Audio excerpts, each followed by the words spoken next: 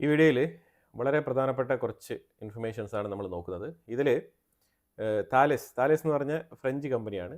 ഈ Rafale fighter jet squadron നമുക്ക് തന്നിരിക്കുന്ന കമ്പനി അവരുടെ പെർമനൻ്റ് റെപ്രസെൻറ്റേറ്റീവിനെ നമ്മളുടെ അംബാല എയർബേസിലേക്ക് സ്ഥിരമായിട്ട് ഒരു എംപ്ലോയി അവർ നമുക്ക് തന്നിരിക്കുകയാണ്. ഈ ഈ ഫൈറ്റർ ജെറ്റുകൾ മെയിൻറ്റെയിൻ ചെയ്യാനും അതുമായിട്ടൊക്കെ ബന്ധപ്പെട്ടുള്ള ടെക്നിക്കൽ ആസ്പെക്ട്സ് ഇതെല്ലാം തന്നെ മോണിറ്റർ ചെയ്യാൻ വേണ്ടിയിട്ട് ഒരു എംപ്ലോയിയെ പെർമനൻ്റ് ആയിട്ട് അവർ ഇന്ത്യയിലേക്ക് തന്നിരിക്കുകയാണ്. ഇതൊരു നല്ല വാർത്തയാണ്. ഇന്ത്യ സർക്രീക്ക് റീജിയനിൽ നേവി, മിലിറ്ററി, എയർഫോഴ്സ് മൂന്നും കൂടെ ചേർന്നുള്ള ഒരു എക്സസൈസാണ് നടത്തിക്കൊണ്ടിരിക്കുന്നത്. അപ്പോൾ ഇതിൽ ഈ നേവൽ എക്സസൈസിനെ കൗണ്ടർ ചെയ്യാൻ വേണ്ടിയിട്ട് പാകിസ്ഥാൻ അവരുടെ സൈഡിൽ ഹങ്കർ ക്ലാസ് സബ്മറൈൻ അവർ ഇറക്കിയിരിക്കുകയാണ്. ഇത് ചൈനയുടെ സപ്പോർട്ടോട് കൂടിയാണ്. ചൈന സഹായിക്കാമെന്ന് പറഞ്ഞിട്ടുണ്ട്. അങ്ങനെ ചൈന ഇന്ത്യയുടെ ഒരു മിലിറ്ററി എക്സസൈസ് എത്രത്തോളം നീണ്ടു നിൽക്കുന്നോ ആ ഒരു കാലയളവിൽ പാകിസ്ഥാനെ സഹായിക്കാം എന്ന് പറഞ്ഞിട്ടുണ്ട്. അവരും അഡീഷണൽ ആയിട്ടുള്ള ഈ ഹങ്കർ ക്ലാസ് സബ്മറൈൻസ് അവർക്ക് പാകിസ്ഥാൻ്റെ സഹായത്തിനായിട്ട് എത്തിയിട്ടുണ്ട്. ബംഗ്ലാദേശ് പരിതാപകരമായ അവസ്ഥയിലാണ്. അദാനിക്ക് പേയ്മെൻറ്റ് ഈ പവർ സപ്ലൈയുമായിട്ട് ബന്ധപ്പെട്ട് ഇലക്ട്രിസിറ്റി ബില്ല് പേ ചെയ്യേണ്ടതുണ്ടായിരുന്നു. അപ്പോൾ അത് നീണ്ടകാലമായിട്ട് പെൻഡിങ്ങിലിരിക്കുകയാണ്. അപ്പോൾ അതുകൊണ്ട് അദാനി കമ്പനി ഇൻ്റർനാഷണൽ ആർബിട്രേഷനാണ് ഇപ്പോൾ നോക്കുന്നത്. അതായത് ഈ ഒരു വിഷയം ഇൻ്റർനാഷണൽ കോർട്ട് ഓഫ് ജസ്റ്റിസിലേക്ക് ഈ കേസ് എടുത്തുകൊണ്ട് പോകാനുള്ള സാഹചര്യം നോക്കുകയാണ് അദാനി ഗ്രൂപ്പ്. BPDB എന്ന് പറഞ്ഞ ബംഗ്ലാദേശ് പവർ ഡെവലപ്മെൻറ്റ് ബോർഡും അദാനി പവറും തമ്മിലാണ് ഈ കേസ് നടക്കുക. ഇതിൽ അദാനി പറയുന്നത് 2017 ഈ രണ്ട് കമ്പനികളും തമ്മിൽ നടത്തിയ ആ ഒരു എഗ്രിമെൻ്റ് ഉണ്ടായിരുന്നു. ആ എഗ്രിമെൻറ്റിൻ്റെ ലംഘനമാണ് ബംഗ്ലാദേശ് ഇപ്പോൾ കാണിച്ചിരിക്കുന്നത് എന്നാണ് അദാനി പവറിൻ്റെ വാദം.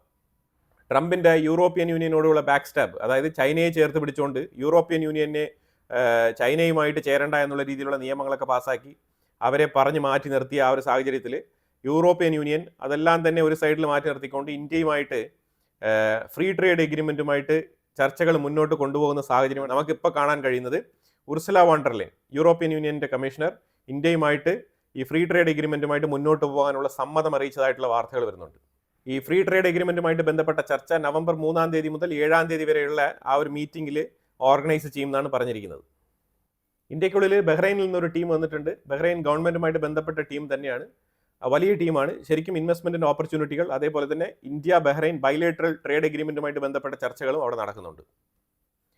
അതുപോലെ ഇസ്രായേലിൻ്റെ ഫോറിൻ മിനിസ്റ്റർ സാർ ഗിദിയോൻ ഇന്ത്യയുടെ ഫോറിൻ മിനിസ്റ്റർ ആയിട്ടുള്ള ജയശങ്കറുമായിട്ട് ഒരു കൂടിക്കാഴ്ച നടത്തിയിട്ടുണ്ട്. ന്യൂഡൽഹിയിൽ വെച്ചിട്ടാണ് ഈ ഒരു മീറ്റിംഗ് നടന്നിരിക്കുന്നത്. ഈ അറബ് ലീഗിൻ്റെ കാര്യം പറഞ്ഞു കഴിഞ്ഞാൽ അത് കോമഡിയാണ്. 4 ദിവസങ്ങൾക്ക് മുമ്പാണ് ഈ സെയിം അറബ് ലീഗ് കശ്മീരുമായിട്ട് ബന്ധപ്പെട്ട വിഷയത്തിൽ ഇന്ത്യക്കെതിരെ റെഫറൻഡം പാസ്സാക്കിയിട്ടിരുന്നത്. ആ സാഹചര്യത്തിൽ ഇത് അറബ് ലീഗ് ഇന്ത്യയുമായിട്ട് ഒരു ഹിസ്റ്റോറിക് കോഓപ്പറേഷൻ ബൂസ്റ്റ് ചെയ്യാൻ വേണ്ടിയിട്ടുള്ള പുതിയ വ്യാപാര ചർച്ചകൾക്ക് വേണ്ടിയിട്ട് തുടക്കം കുറിക്കുന്നത്. അവർ ഇന്ത്യയുമായിട്ട് സഹകരിച്ച് വ്യാപാരം ചെയ്യണം എന്നുള്ള രീതിയിലാണ് ഈ ഒരു പുതിയ പ്രപ്പോസൽ വെച്ചുകൊണ്ട് മുന്നോട്ട് വന്നിരിക്കുന്നത്. ഇന്ത്യയുടെ external affairs secretary Neena Malhotra അവരാണ് ഡൽഹിയിൽ വെച്ചിട്ട് ഈ അറബ് ലീഗുമായിട്ട് ബന്ധപ്പെട്ട ഈ നേതാക്കളുമായിട്ടുള്ള ചർച്ച നടത്തിയത്. അഫ്ഗാനിസ്ഥാനിൽ ഇന്നലെ രാവിലെ ഒരു എർത്ത് ക്വേക്ക് ഉണ്ടായിരുന്നു. 6.3 മാഗ്നിറ്റ്യൂഡിലാണ് ഈ ഒരു എർത്ത് ക്വേക്ക് വന്നത്. ഒരു 20 പേരോളം ഈ അപകടത്തിൽ മരണപ്പെട്ടിട്ടുണ്ട്. അതുപോലെ തന്നെ ഒരു 500-ലധികം ആൾക്കാർക്ക് ഗുരുതരമായ പരുക്കാണ്. ശരിക്കും ഇന്ത്യ അതിൻ്റെ 2 ദിവസത്തിന് മുമ്പാണ് മെഡിക്കൽ എയ്ഡുമായിട്ട് ബന്ധപ്പെട്ട ഒരു ഷിപ്മെൻറ്റ് അഫ്ഗാനിസ്ഥാനിലേക്ക് അയച്ചു വെച്ചത്. അതിലുപരിയായിട്ട് ഈ എർത്ത് ക്വേക്കുമായിട്ട് ബന്ധപ്പെട്ട് റെസ്ക്യൂ മിഷനെ അയച്ചു കൊടുത്തിട്ടുണ്ട്. അതുപോലെ തന്നെ അഡീഷണൽ ആയിട്ടുള്ള മെഡിക്കൽ എയ്ഡും അഫ്ഗാനിസ്ഥാനിലേക്ക് ഇന്ത്യ എത്തിക്കുന്നുണ്ട്.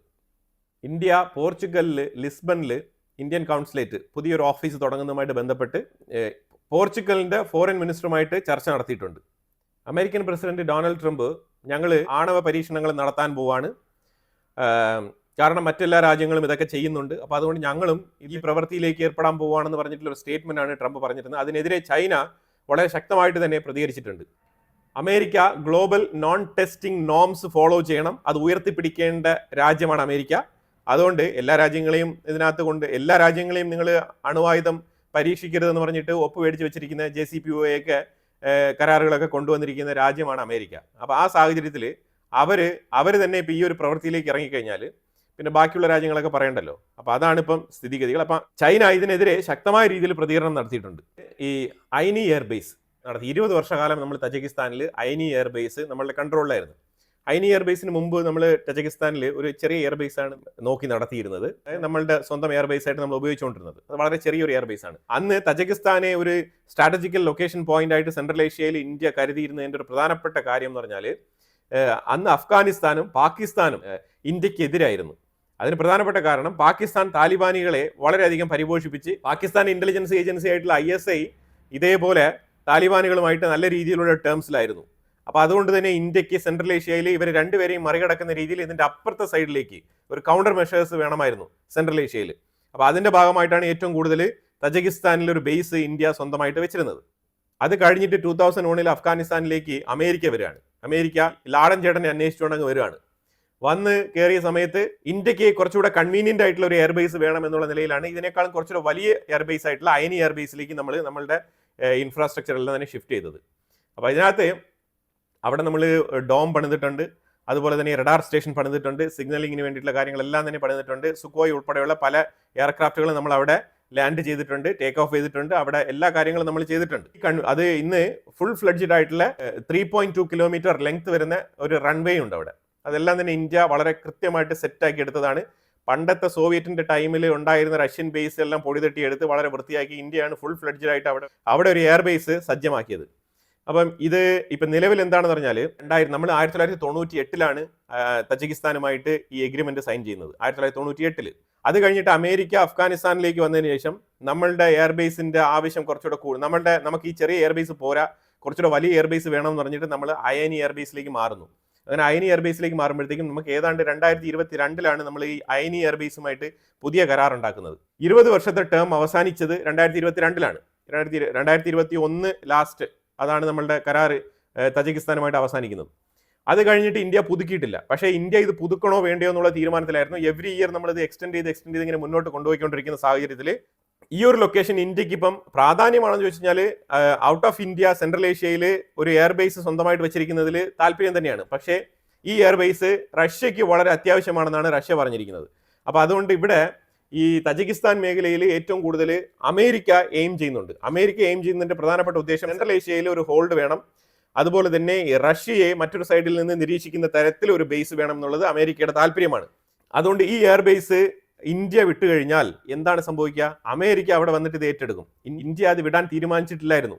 ഇന്ത്യ വിട്ടതിന്റെ പ്രധാനപ്പെട്ട കാരണം അമേരിക്കയാണ്. അമേരിക്ക ഇന്ത്യക്ക് മുകളിൽ റഷ്യക്കെതിരെയുള്ള സമ്മർദ്ദങ്ങൾ അതാണ് ഇന്ത്യക്ക് മേളിൽ തന്നുകൊണ്ടിരുന്നത്. അപ്പൊ അതുകൊണ്ട് ഇന്ത്യ വളരെ വ്യക്തമായിട്ട് അയനി എയർബേസിൽ റഷ്യയെ തന്നെ കൊണ്ടിരുത്തുകയാണ് ചെയ്തത്. ഈ മെസ്സേജ് എന്താണെന്ന് പറഞ്ഞാൽ ഇന്ത്യ കൊടുക്കുന്ന മെസ്സേജ്, ഇന്ത്യക്ക് തൽക്കാലം ഇപ്പൊ അയനി എയർബേസുമായിട്ട് ബന്ധപ്പെട്ട വിഷയത്തിൽ ഇതിൽ ഇന്ത്യ ആശങ്കപ്പെടേണ്ടതില്ല. ഇന്ത്യക്ക് ഏത് നേരത്ത് വേണമെങ്കിലും അയനി എയർബേസ് ഉപയോഗിക്കാം. കാരണം അവിടെ ഉള്ളത് റഷ്യയാണ്. റഷ്യക്ക് ജസ്റ്റ് ഒരു ഫോൺ കോൾ അത്ര മാത്രമേ ഉള്ളൂ. ഇന്ത്യക്ക് വളരെ ഫ്രീ ആയിട്ട് അയനി എയർബേസ് ഉപയോഗിക്കാൻ പറ്റുന്ന രീതിയിലാണ് അയനി എയർബേസ് റഷ്യക്ക് കൈമാറിയിരിക്കുന്നത്. അതിന് പകരമായിട്ട് കാരണം നമ്മൾ അതിനകത്ത് ബില്യൺ കണക്കിൽ ഡോളർ അവിടെ ചെലവാക്കിയിട്ടുണ്ട്. അതിന് പകരം S-400 ഉൾപ്പെടെയുള്ള അഡീഷണൽ യൂണിറ്റുകൾ റഷ്യ ഇന്ത്യക്ക് പ്രോമിസ് ചെയ്തിട്ടുണ്ട്. ഇതാണ് അയനി എയർബേസുമായിട്ട് ബന്ധപ്പെട്ട് ഡെവലപ്പ് ആയിരിക്കുന്ന നിലവിലെ സാഹചര്യം.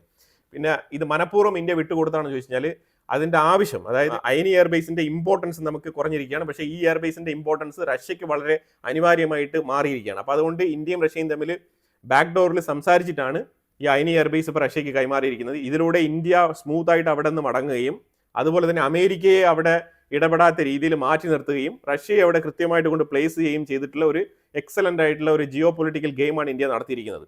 ഇതിലൂടെ ഒരു മെസ്സേജ് വളരെ വ്യക്തമാണ്. അതായത് നമ്മൾ ക്വാഡിൽ മെമ്പർ ആണെന്ന് പറഞ്ഞുകൊണ്ട് അതിൻ്റെ അർത്ഥം നമ്മൾ റഷ്യയെ എതിർക്കുന്നു എന്നുള്ളതല്ല. ക്വാഡിൽ ഇന്ത്യ മെമ്പറാണ്. അത് ചൈനയെ സബ്ജക്റ്റാക്കി വെച്ചുകൊണ്ട് ഇൻഡോ പസഫിക് മേഖലയിൽ സെക്യൂരിറ്റി മെഷേഴ്സ് ഉറപ്പുവരുത്താൻ വേണ്ടിയിട്ട് ചൈനയുടെ ഡോമിനൻസിനെതിരെ ഇന്ത്യ എടുത്ത നിലപാടാണ് ക്വാഡിൽ മെമ്പർ ആകുക എന്നുള്ളത്. അപ്പൊ ക്വാഡിൽ മെമ്പർ ആണെന്ന് പറഞ്ഞുകൊണ്ട് അമേരിക്ക വിചാരിക്കരുത് നമ്മൾ റഷ്യക്കെതിരെയും നിൽക്കുമെന്നുള്ള രീതിയിൽ. കാരണം അമേരിക്കയ്ക്ക് ഒരു തോന്നലുണ്ട്. തോന്നലെന്നാൽ നമ്മൾ കഴിഞ്ഞ ഒരു 10-15 വർഷം കൊണ്ട് അമേരിക്കയുടെ സൈഡിലേക്ക് വളരെ ശക്തമായ രീതിയിൽ മുന്നോട്ട് പോയിട്ടുണ്ട്. അവരുമായിട്ട് ഫ്രണ്ട്ഷിപ്പ് വെച്ച് കാര്യങ്ങളൊക്കെ മുന്നോട്ട് നീക്കിയിട്ടുണ്ട്. ഇന്ത്യയുടെ ആയുധങ്ങളുടെ പർച്ചേസ് തന്നെ നമ്മൾ ഡൈവേഴ്സിഫൈ ചെയ്തിട്ടുണ്ട്. ഇതെല്ലാം ദൂരക്കാഴ്ചയിൽ നിന്ന് കണ്ട് മനസ്സിലാക്കുന്ന അമേരിക്കയ്ക്കും യൂറോപ്പിനും ഒരു തെറ്റിദ്ധാരണ ഉണ്ടായിരുന്നു. എന്താണ്? അപ്പൊ ഇന്ത്യ അവരുടെ നിലപാടിൽ നിന്നും ചെറുതായിട്ട് മാറിയിട്ടുണ്ട്. അപ്പൊ അതുകൊണ്ട് ചൈനയ്ക്കെതിരെ മാത്രമല്ല റഷ്യക്കെതിരെയും ഇന്ത്യ തിരിയും എന്നുള്ള നിലയിൽ അവരങ്ങ് ഊഹിച്ച്, അപ്പൊ അതുകൊണ്ടാണ് റഷ്യയിൽ നിന്ന് വിട്ടു നിൽക്കണം എന്നുള്ള രീതിയിലുള്ള കടുത്ത സമ്മർദ്ദം ഇന്ത്യക്ക് മേളിൽ ഇങ്ങനെ തന്നുകൊണ്ടിരിക്കുന്നത്. പക്ഷേ ഇന്ത്യ പറയുന്ന മെസ്സേജ് വളരെ വ്യക്തമാണ്. യെസ്, ഞങ്ങൾ ക്വാഡിൽ മെമ്പറാണ്, അത് നാഷണൽ സെക്യൂരിറ്റിയുടെ ഭാഗമാണ്. പക്ഷെ അതേസമയം അത് ഇൻഡോ പസഫിക്കുമായിട്ട് ബന്ധപ്പെട്ട സെക്യൂരിറ്റിയുടെ ഭാഗമാണ്. പക്ഷെ അതേസമയം ഞങ്ങൾ ഇന്ത്യയുടെ മണ്ണ് ഉപയോഗിച്ചുകൊണ്ട് ചൈനയെ അമേരിക്ക ആക്രമിക്കാൻ ഞങ്ങൾ സമ്മതിക്കില്ല. അതുപോലെ തന്നെ ഈ ഇൻഡോ പസഫിക്കിന്റെ പേരും വെച്ചുകൊണ്ട് റഷ്യക്കെതിരെ ഇന്ത്യയെ നിർത്തിക്കളയാമെന്ന് പറഞ്ഞാലും അതും ഇന്ത്യ സമ്മതിക്കില്ല. അതായത് ഇന്ത്യയുടെ ജിയോ പൊളിറ്റിക്സും ഇന്ത്യയുടെ ഫോറിൻ പോളിസിയും വളരെ വ്യക്തമാണ്. അതൊന്നുകൂടെ അടിവരയിട്ട് വെസ്റ്റേൺ രാജ്യങ്ങൾക്കും അമേരിക്കയ്ക്കും മനസ്സിലാകുന്ന രീതിയിൽ ഇന്ത്യ കൊടുത്തൊരു മറുപടിയാണ് അയനി എയർബേസിനെ വളരെ കൃത്യമായിട്ട് റഷ്യയുടെ കയ്യിലേക്ക് കൈമാറിയത്. അമേരിക്ക ബെഗ്രാം എയർബേസ് ചോദിച്ചുകൊണ്ടിരുന്നു. അത് അഫ്ഗാനിസ്ഥാൻ കൊടുക്കുന്നില്ല എന്ന് പറഞ്ഞ സാഹചര്യത്തിൽ അയനി എയർബേസുമായിട്ട് ബന്ധപ്പെട്ട് തജിക്കിസ്ഥാനിൽ ഒരു കണ്ണ് അമേരിക്കയ്ക്ക് ഉണ്ടായിരുന്നു. അഫ്ഗാനിസ്ഥാന്റെ തൊട്ട് ക്ലോസ് പ്രോക്സിമിറ്റിയിൽ കിടക്കുന്ന രാജ്യം എന്നുള്ള നിലയിൽ, ഇൻഫാക്ട് ബോർഡർ ഷെയർ ചെയ്യുന്ന രാജ്യം എന്നുള്ള നിലയിൽ. പക്ഷേ അതിനും ഇന്ത്യ കൃത്യമായിട്ട് അതിന്റെ മുനയൊടിച്ച് കൈ കൊടുത്തിരിക്കുകയാണ്.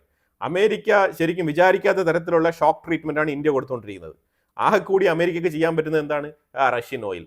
ഇത് മാത്രമേ അവർക്ക് പറയാനുള്ളൂ. 25% പുനറ്റീവ് താരിഫ്. ഇതിൽ കൂടുതൽ ഒന്നും തന്നെ അവർക്ക് പറയാനില്ല. ഒരു പരിധിക്ക് കൂടുതൽ ട്രംപ് ഇന്ത്യക്കെതിരെയുള്ള നിലപാടുകൾ എടുക്കുകയാണെന്നുണ്ടെങ്കിൽ വലിയ രീതിയിലുള്ള വോട്ട് ബാങ്ക് റിപ്പബ്ലിക്കൻ പാർട്ടിയിൽ നിന്നും ചോർന്നൊലിച്ചു പോകാനുള്ള സാഹചര്യം ഉണ്ടാവും. അപ്പോൾ ഇതുകൊണ്ട് പല രീതിയിലും ഇന്ത്യക്കാരെ ഉപദ്രവിക്കുമ്പം പല മെഷർമെന്റ് എടുത്തുകൊണ്ട് മാത്രമേ അമേരിക്കയ്ക്ക് നടപടികളൊക്കെ എടുക്കാൻ പറ്റുള്ളൂ.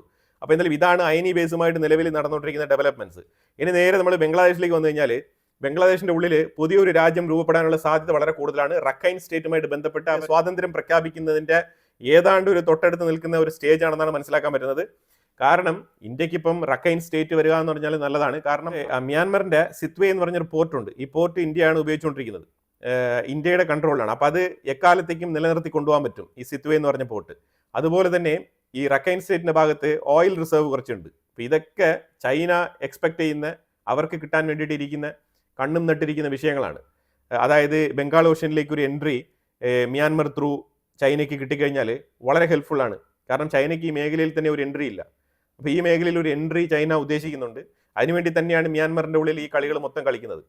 ഏതാണ്ട് 2021 മുതലേ ഈ മ്യാൻമറിന്റെ ഉള്ളിൽ ചൈന ജുങ്താഗാഡ് എന്ന് പറഞ്ഞ ആ ഒരു ഫോഴ്സിനെ സപ്പോർട്ട് ചെയ്തുകൊണ്ട് ചേരിതിരിവുകൾ നടത്തി അങ്ങോട്ടും ഇങ്ങോട്ടും തല്ലിപ്പിച്ചുകൊണ്ടിരിക്കുകയാണ്. ആ സാഹചര്യത്തിലാണ് ഇപ്പൊ റഖൈൻ സ്റ്റേറ്റ് വളരെ ശക്തമായിട്ട് മുന്നോട്ട് വരുന്നത്. ഈ റഖൈൻ സ്റ്റേറ്റ് എന്ന് പറയുമ്പോഴത്തേക്കും ഈ 18 വില്ലേജ് മാതൃകയിലുള്ള പ്രൊവിൻസുകളുണ്ട്. അപ്പൊ ഇതിനകത്ത് 15 എണ്ണവും ഈ റഖൈൻ സ്റ്റേറ്റിന്റെ കൺട്രോളിലാണ്.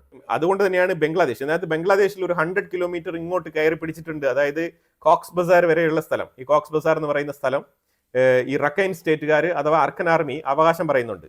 ബംഗ്ലാദേശിന്റെ ഉള്ളിലേക്കുള്ള കുറെ സ്ഥലങ്ങളിലേക്കും കൂടി അവർ കയറി വന്ന് അവരുടെ റഖൈൻ സ്റ്റേറ്റിന്റെ കൊടി, ഫ്ലാഗ് അവർ കുത്തിവെച്ചിട്ടുണ്ട്. ഇതാണ് ഇപ്പോൾ ലേറ്റസ്റ്റ് ആയിട്ട് ഡെവലപ്പ് ആകുന്ന വാർത്തകൾ. അപ്പോൾ ബംഗ്ലാദേശിന്റെ ഉള്ളിൽ ഓൾറെഡി ഞാൻ പറഞ്ഞ ISIയുടെ സപ്പോർട്ടോട് കൂടി അവർ ASRM എന്ന് പറഞ്ഞിട്ട് ഈ റോഹിംഗ്യൻ മുസ്ലിംസുമായിട്ട് ബന്ധപ്പെട്ട ഒരു ടീമുകളുണ്ട്. അവരാണ് ഇപ്പോൾ ഇവരെ ചെറുത്ത് തോൽപ്പിക്കാൻ വേണ്ടിയിട്ട് മുന്നോട്ട് ഇറങ്ങി വന്നിരിക്കുന്നത്. പക്ഷേ അവിടെ കാര്യങ്ങൾ ഗുരുതരമാണ്. ഈ സാഹചര്യത്തിൽ ഈ സിലിഗുരി കോറിഡോറുമായിട്ട് ബന്ധപ്പെട്ട ഒരു വാർത്ത വരുന്നുണ്ട്. അതായത് ഇതിനകത്ത് 66 കിലോമീറ്റർ എന്നൊക്കെ പറഞ്ഞുകൊണ്ട് പല വാർത്തകളും വരുന്നുണ്ട്. പക്ഷേ ഇതിനകത്ത് ഒരു രീതിയിലുള്ള കൺഫർമേഷനും ഇതുമായിട്ട് ബന്ധപ്പെട്ട് ഒരു രീതിയിലുള്ള കൺഫർമേഷൻസും ഇന്ത്യൻ ഗവൺമെന്റിന്റെ സൈഡിൽ നിന്ന് വന്നിട്ടില്ല. ഈ 30 കിലോമീറ്റർ റേഞ്ചാണ് ഇതുവരെ ഉപയോഗിച്ചുകൊണ്ടിരിക്കുന്നതെന്നും അത് അഡീഷണൽ 30 കിലോമീറ്റർ ഇന്ത്യ എക്സ്പാൻഡ് ചെയ്തെന്നുള്ള വാർത്തകളൊക്കെ വരുന്നുണ്ട്.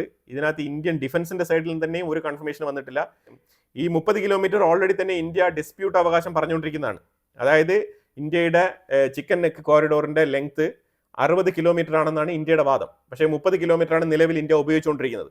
അപ്പോൾ ഈ 60 കിലോമീറ്റർ ആയിട്ട് ഇതിനെ മാറ്റി എന്നുള്ള രീതിയിലുള്ള വാർത്തകളാണ് വന്നുകൊണ്ടിരിക്കുന്നത്. പക്ഷേ ഇതുമായിട്ട് ബന്ധപ്പെട്ട് ഒഫീഷ്യലി ഒരു കൺഫർമേഷൻസും വന്നിട്ടില്ല. അതുകൊണ്ടാണ് നമ്മൾ ഇതിനെ അപ്ഡേറ്റ് ചെയ്യാത്തത്. എവിഡൻസ് കിട്ടിയാൽ മാത്രമാണ് നമ്മൾ ഇതിനെക്കുറിച്ച് പറയുള്ളൂ.